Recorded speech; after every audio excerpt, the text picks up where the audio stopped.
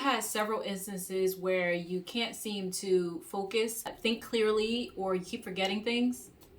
Well, stay tuned because I'm going to give you 3 tips that's going to help you reduce that brain fog. I'm going to talk about what it is and then those 3 tips.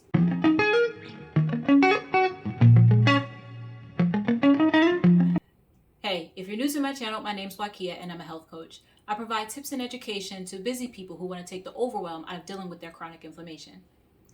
So let's briefly talk about what brain fog is. So brain fog is something that can happen. It can happen for quite a few reasons, but we're going to talk about some of the main reasons. One of the main things with brain fog is that you tend to forget what you're going to say. You have a lot of trouble focusing. So those are all symptoms of brain fog. Now, what brain fog is inflammation. It's inflammation that's affecting the brain. We'll get into some of the reasons why that happens to begin with. But it's definitely, it's a sign of inflammation somewhere in the body that is causing that inflammation in the brain. So let's talk about 3 ways that you can reduce brain fog. So one of the major ways to reduce brain fog is to get oxygen in back into the brain.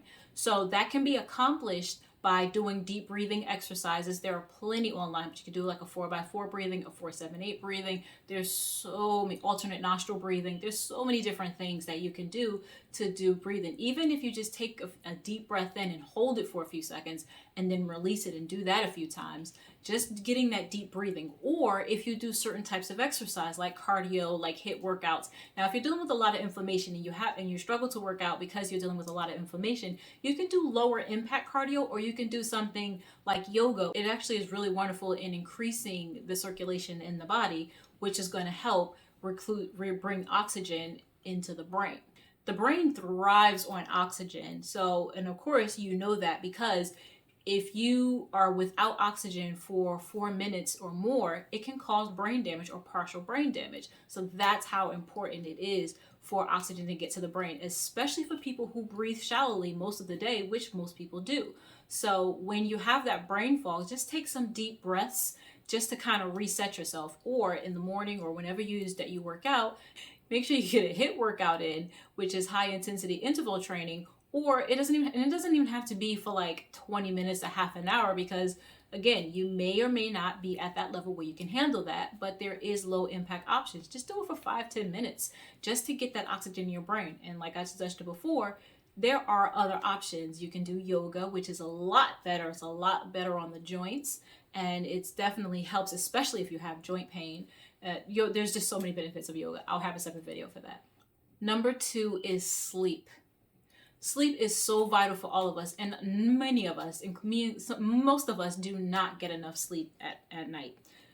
And so it's not necessarily the number, the quantity of sleep that you get. It's about the quality as well. So it's even if you got like 9-10 hours a night, that doesn't necessarily mean that you're getting quality sleep. That sleep where you're able to go into REM and non-REM sleep in the correct cycles that you're supposed to go through it. So it's really important to get sleep. Now, if you don't have a sleep routine, meaning you just throw yourself into bed at different times of the day, at different times of the night, whenever you decide to just get to the bed, then you might want to looking at a sleep routine if you're suffering a lot from brain fog. You want to find a routine that's going to help you start winding down an hour or 2 before bed. And that includes not having those bright artificial lights, whether it's from your phone or device or the lights inside of your house. Now, if you can't avoid that, there are special glasses that you can wear to help protect you from that. So that's just one thing. But there's so many. You can create an entire sleep routine just to wind down and get your body ready for bed. So your body knows that it's ready for bed. It's time for bed. And it can start making the melatonin so that way it can actually make you fall into sleep. Number 3, brain foods. Brain foods are a big one.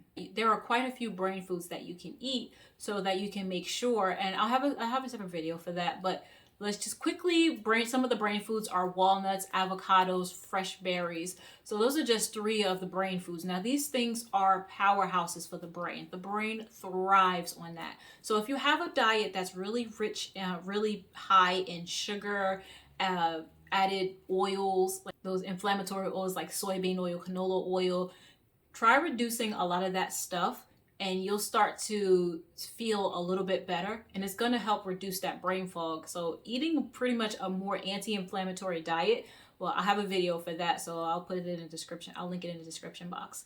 What you eat can have a profound effect on your body, and it could go a long way in helping to reduce brain fog when you eat foods that nourish the brain. Now, this one is an extra tip. It's about stress. Reducing your stress is going to help you reduce brain fog. There's a video that I did prior on reducing stress. I'll link it down in the subscription box. Now, when you reduce stress, so if you want to take a look at that, I go more in depth about how to reduce stress. And there are 5 little unknown tips that really aren't looked at as a whole to help you reduce the stress. So check out that video. And like I said, it's linked in the description box. So stress has a profound effect on whether you have brain fog or not.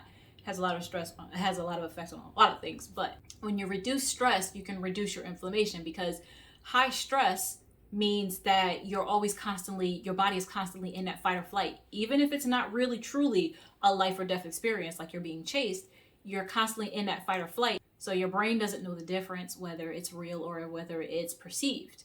So when you reduce the inflammation, you can reduce that fight or flight.